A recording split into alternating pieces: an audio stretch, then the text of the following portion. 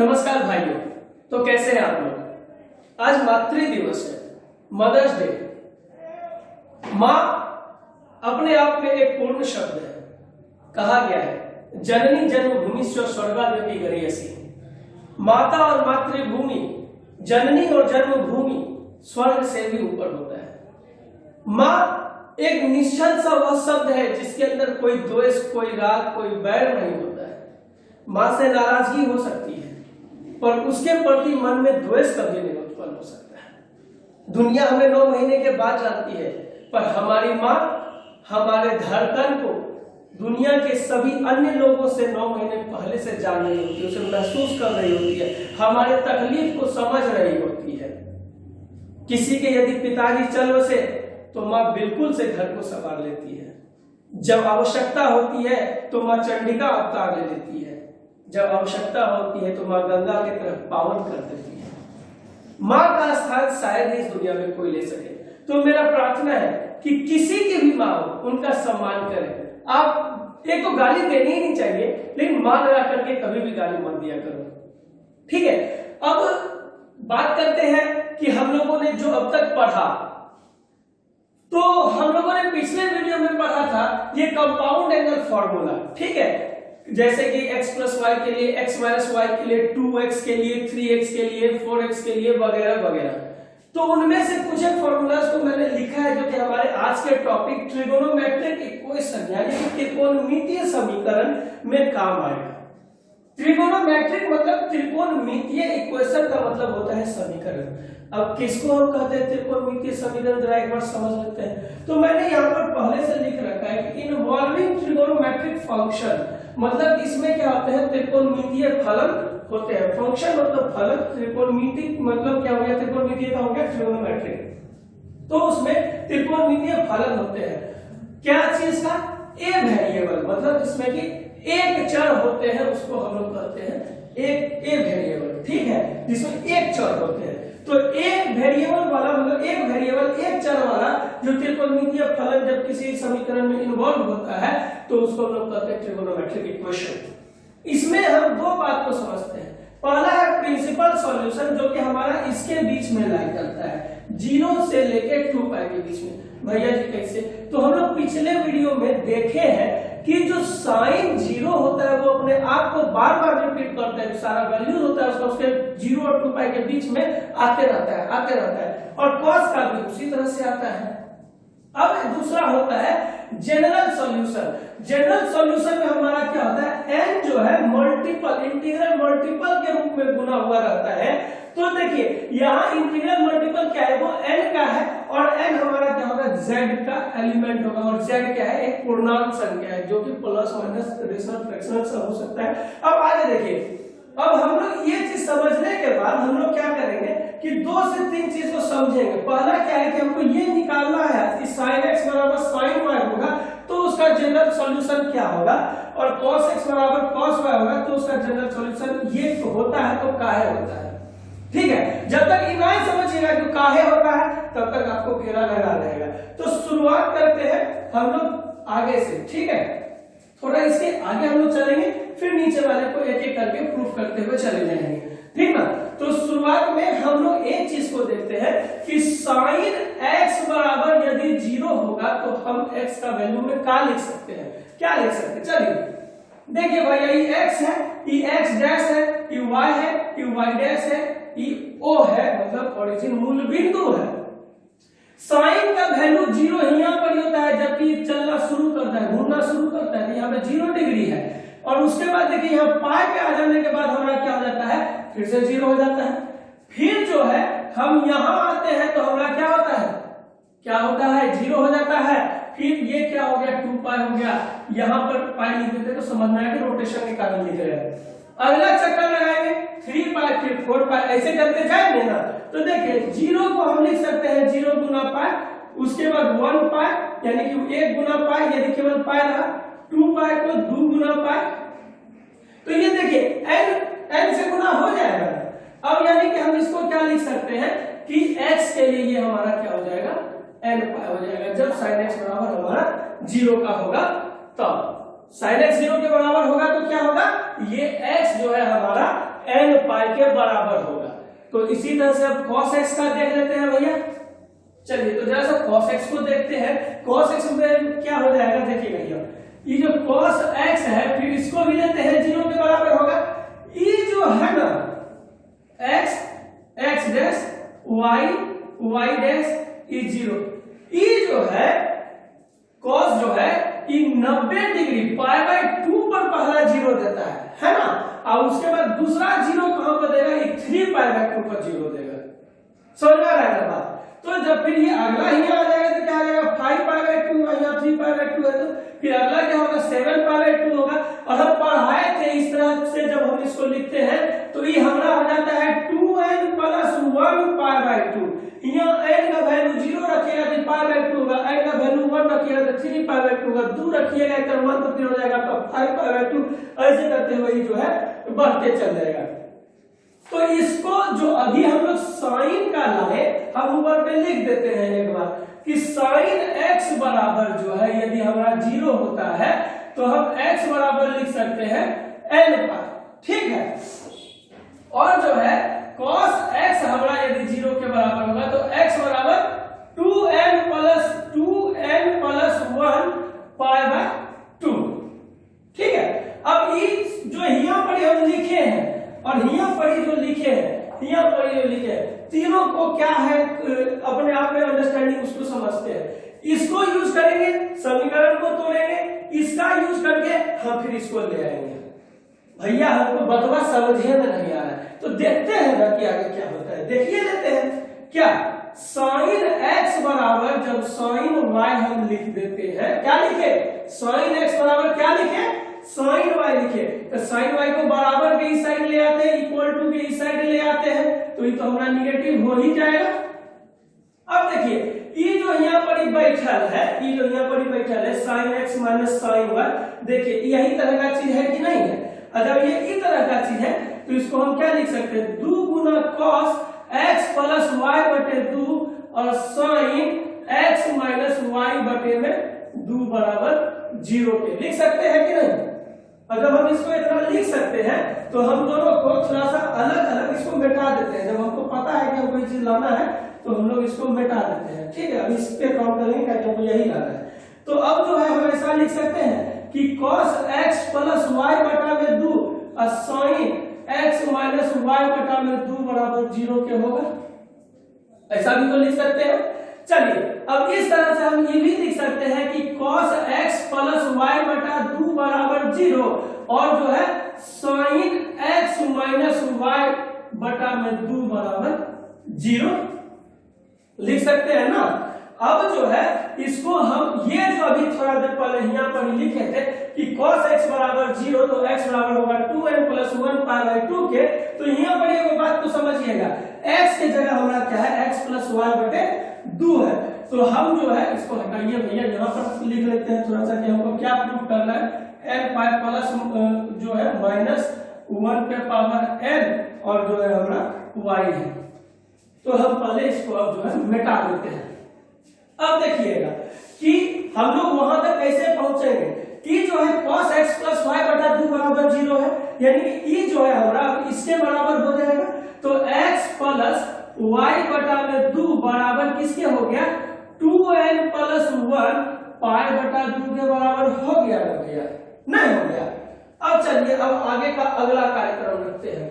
इन 2 से इन 2 को काट देते हैं और हमारा की बच गया x + y बराबर 2n + 1 पाई, इतना बच गया ना। अब शायद उधर आपको नहीं दिखेगा नीचे, तो जो है अब हम इसको क्या करें, हम मिटा के लिख लेते, इधर लिख लेते हैं, बाद बाकी को ओमिट करके जो है वहां पर लिख लेंगे।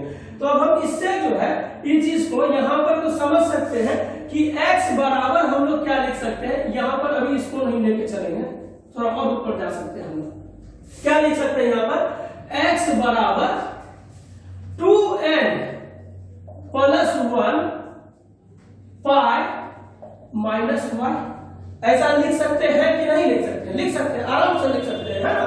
इधर से केवल y को उधर भेज दिए। एक बात को गौर कीजिएगा, हम इसको ऐसा लिख सकते हैं कि x बराबर 2n + 1 पाई प्लस -1 के पावर 2n + 1y, भैया था में कहां से आ गया? तो भैया जी प्लस गुना माइनस 1y तो हम इसको लिख ही सकते हैं ना। चलिए एक स्टेप में और हो जाते हैं। की करते हैं कि देखिएगा कि x बराबर, जब तक ये जो माइनस हम लोग अंदर ले लिए हैं, ये माइनस कब देगा? जबकि इसके ऊपर पावर विषम रहेगा। -1 पे यदि ऑड नंबर रहेगा, विषम संख्या पावर के रूप में रहेगा, तो माइनस देगा। तब फिर उस कंडीशन में तो हम कम कर सकते हैं कि 2n + 1 पाई, उसके बाद क्या प्लस -1 पे पावर 2n + 1y, ऐसा लिख सकते हैं ना। ये किसके लिए आया? ये आया x का, जबकि यहाँ पर जो था हमारा cos था। तो ये वैल्यू को खाली हमको अभी याद रखना है, फिर अगला वैल्यू को हम लोग लेकर के चलेंगे। ठीक है, थोड़ा सा इसको हम मिटा रहे हैं। अब देखिएगा भैया जरा सा यहाँ पर ये क्या दे रहा है? sin x - y बटे 2 बराबर 0। तो हम लिख सकते हैं x - y बटे 2 बराबर n पाई। भैया फिर ये वाला लंबा कहां से लाए? यहाँ देखिए x बराबर n पाई है, यहाँ पर x बराबर n पाई है, sin के लिए sin x बराबर 0 होगा। तो अब देखिए हम यहाँ पर लिख सकते हैं x - y बराबर 2n पाई, ऐसा लिख सकते हैं ना। और उसके बाद हम फिर से वहां पे हमको मिटाना पड़ जाएगा। देखिएगा अब जो है हम लोग थोड़ा ऊपर भी मिटा सकते हैं, क्योंकि ऊपर हमको यूज नहीं रह जाएगा। अब यहाँ जो है हम एक चीज लिख सकते हैं कि x बराबर, इसको फर्स्ट मान लेते हैं। ठीक है, x बराबर 2n पाई प्लस y लिख सकते हैं। ठीक ना, जगह का बहुत ज्यादा कमी पड़ते चला जा रहा है, तो ऊपर वाला सब चीज को हम लोग जो है मिटा के चल रहे हैं, जिसका कि अभी हमको यूज नहीं पड़ रहा है। तो x बराबर, इसको यहीं पर से स्टार्ट करते हैं। x बराबर हमारा क्या हो गया? 2n पाई प्लस y हो गया, इसको ऊपर लाए तो ठीक है। अब एक चीज को देखिएगा, ये जो x है इसको 2n पाई तो लिख रहे हैं, पर इसको जो है -1 पे पावर 2n लिख देने कोई हर्जा है? 2n लिखने का मतलब क्या है? सम संख्या है। तो जब सम संख्या है तो माइनस में पावर सम संख्या होगा, तो हमारा क्या होगा? हमेशा से पॉजिटिव वैल्यू देगा, है ना। अब देखिए दोनों की इक्वेशन को मिला देते हैं कि एक साथ करके हम कैसे लिख सकते हैं। 2n + 1 इस सम संख्या एक विषम संख्या मिल करके n हो गया ना, तो हम इसको लिख सकते हैं ना n के साथ क्या है? पाई। फिर उसके बाद देते हैं जोड़ का चिन्ह, दोनों में -1 है, तो यहाँ पर -1 लिख देते हैं। ये क्या है? 2n सम संख्या, 2n + 1 क्या है? विषम संख्या है। तो जब 2n सम संख्या, 2n + 1 विषम संख्या, दोनों संख्या मिल जाएगा तो क्या हो जाएगा? n हो जाएगा, प्राकृतिक संख्या हो जाएगा। ठीक है, तो n लिख देते हैं, कोई दिक्कत नहीं है। अब जो है हम क्या करेंगे कि ये हमारा क्या हो गया? यहाँ पर y है, तो ये हमारा आ गया x बराबर n पाई प्लस -1 पे पावर n y। देखिए यही चीज हमको प्रूव करना था। आगे हम लोग अब जो है हम लोग थोड़ा सा आगे चलते हैं, इसको मिटाने के बाद अब cos के लिए चलते हैं। ठीक है, तो cos के लिए क्या करेंगे? फिर जो है उसमें जो है हमको cos वाला फॉर्मूला अप्लाई होगा। नहीं समझे भैया आप क्या कर रहे हैं? जैसे कि हमको दिया हुआ है cos x बराबर cos y। अब हमको इसका जनरल सॉल्यूशन निकालना है, तो साइन वाला को मिटा देते हैं ना, साइन वाला को मिटा देते हैं। अब हो गया हमारे पास क्या? cos x बराबर cos y।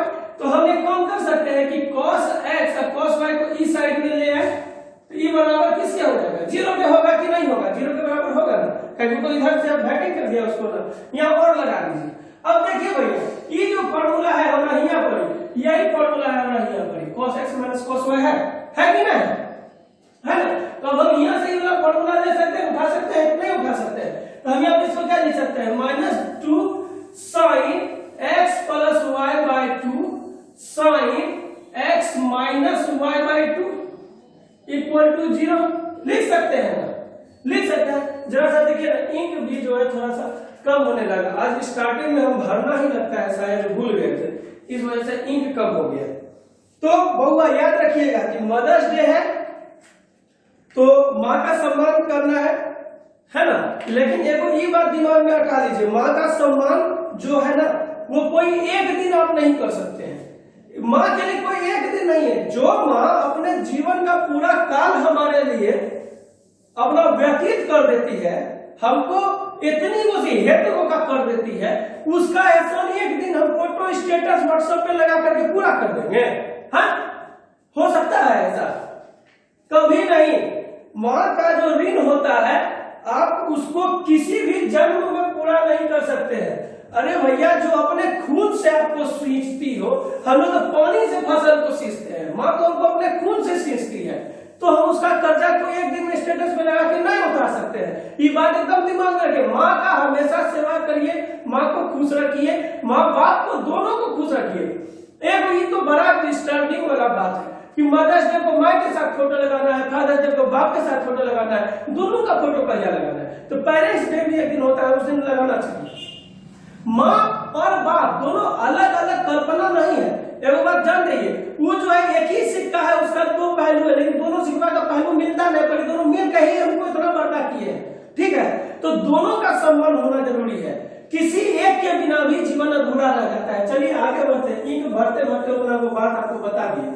अब -2 को उधर भेज देते हैं, तो हमारा क्या हो जाएगा भैया कि साइन, इसको क्या लिख सकते हैं, x + y/2 गुना साइन x - y/2 बराबर 0 के लिख सकते हैं कि नहीं लिख सकते हैं?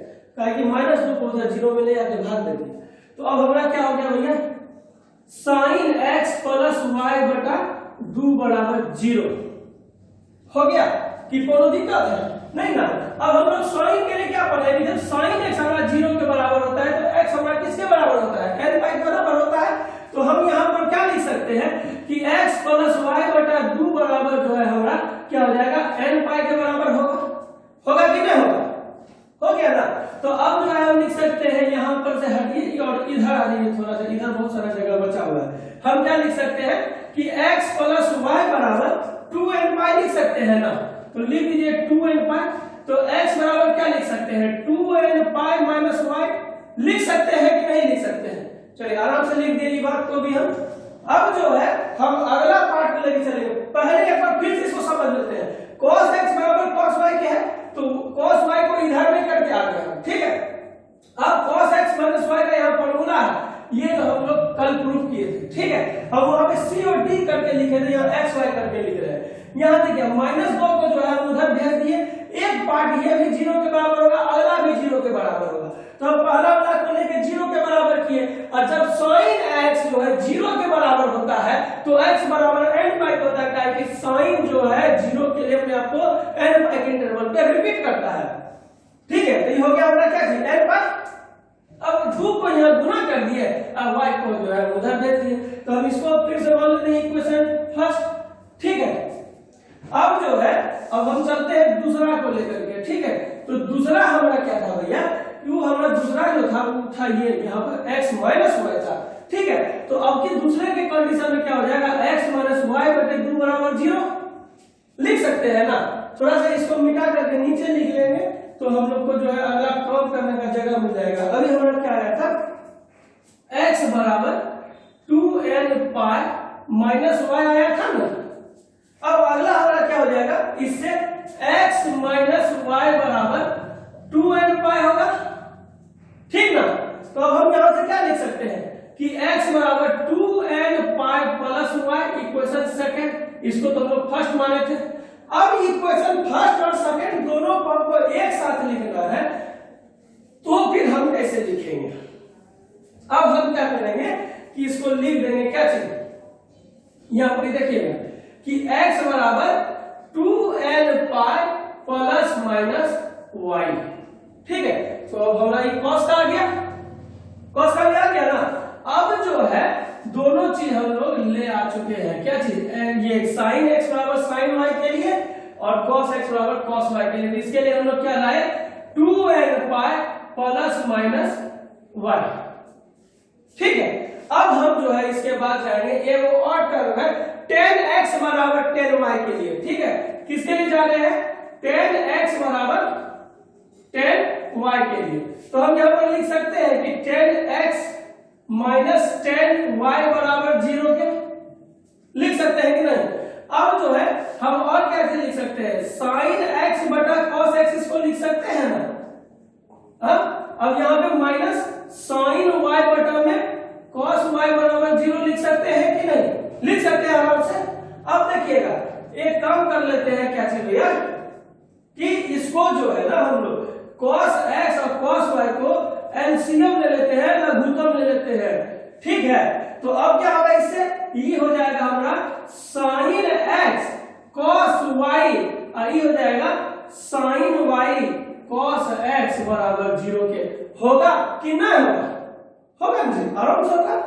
अब हम इसको क्या करेंगे, इसको इस 0 के साथ जो उधर ले जाकर के हम गुना कर देंगे, तो इसका तो हो गया sine x cos y minus sine y cos x बराबर 0। अच्छा अभी देखिएगा, कल जो फॉर्मूला पढ़ाए थे साइन एक्स प्लस वाई के लिए, वहां पर था ना कि sine x cos y minus sine x cos x, ये किसके लिए फॉर्मूला था, साइन एक्स माइनस वाई का। तो हम इसको लिख सकते हैं कि साइन एक्स माइनस वाई बराबर 0, यहां से लिख सकते हैं क्या, साइन एक्स माइनस वाई का फॉर्मूला हो गया। अब जो है फिर यही वाला नियम कि साइन एक्स जब 0 के बराबर होगा तो एक्स हमारा किसके बराबर हो जाता है, वो जो है वो n पाई के बराबर हो जाता है। तो हम यहाँ पर क्या लिख सकते हैं, x माइनस वाई बराबर n पाई, ठीक है। इसलिए जो है x बराबर n पाई प्लस वाई। तो अब हम लोग जो है 3 इक्वेशन, जनरल इक्वेशन हम लोग कर लिए, क्या चीज, साइन एक्स बराबर साइन वाई का, कॉस एक्स बराबर कॉस वाई का, टेन एक्स बराबर टेन वाई का।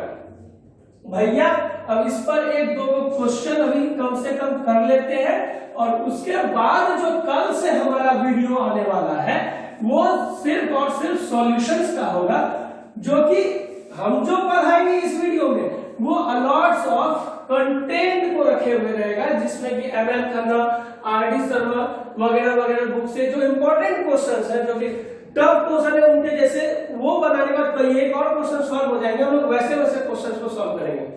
प्योर एनसीईआरटी का जो आपको सॉल्यूशन चाहिए होगा, आप बिहारी मास्टर चैनल पे जाकर के एक बार जरूर देख लीजिएगा, बहुत अच्छा सॉल्यूशन आपको वहां पे समझाया जाएगा, ठीक है। एनसीईआरटी के सॉल्यूशंस के लिए आपको वहां पे पीडीएफ भी अवेलेबल हो जाएगा।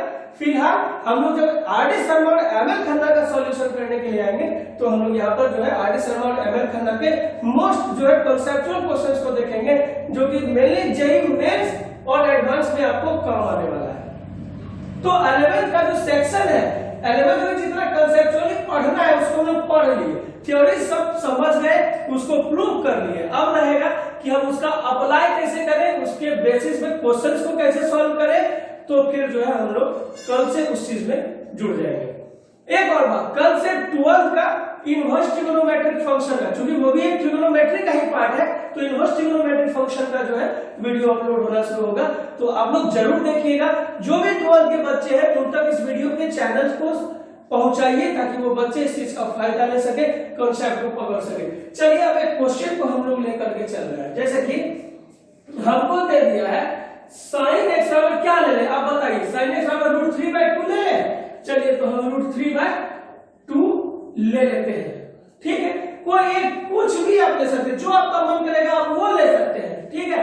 तो साइन एक्स बराबर हम और क्या लिख सकते हैं, साइन क्या π/3 है ना, तो ये π/3 हो गया। अब देखिए साइन एक्स बराबर साइन वाई के फॉर्मेट में है कि नहीं है, तो है, तो अब हम इसको क्या लिख सकते हैं, x बराबर, अभी थोड़ा देर पहले पढ़ाए थे, जल्दी से बताइएगा, क्या लिख सकते हैं, n पाई प्लस -1 पर पावर n और इंटू y, तो n पाई प्लस -1 पे पावर n।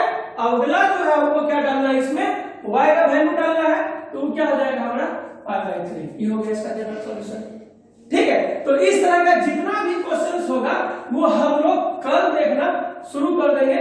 कल से हमारा सारा क्वेश्चन इसी तरह का आएगा, और मेनली याद रखिएगा कि हम लोगों को जो भी करना है कंसेप्चुअली करना है, और उसके बाद उसका जो है ना शॉर्ट ट्रिक वगैरह हम लोग डेवलप करते रहेंगे। हम हमेशा कहेंगे कि शॉर्ट ट्रिक से ज्यादा डिपेंडेंट हो जाइएगा तो माने की ट्रिक भूल गए, तो छोटा सा एक चीज होता है, यदि दिमाग से उतर गया तो फिर सब ससड़ गया, ससरने नहीं देना है, सब कॉन्सेप्ट पता रहेगा तो सब बन जाएगा, ठीक है। तो चलते हैं, आज भर के लिए इतना ही, और अगले वीडियो में हम लोग मिलेंगे। इसके लिए वो बात आपसे रिक्वेस्ट करेंगे कि जो भी आपका दोस्त है उस तक इस चैनल को पहुंचाइए, उसको बोलिए कि वो चैनल पे आए और थोड़ा सा कॉन्सेप्ट को देखे, ठीक है। थैंक यू, धन्यवाद, हैप्पी मदर्स डे।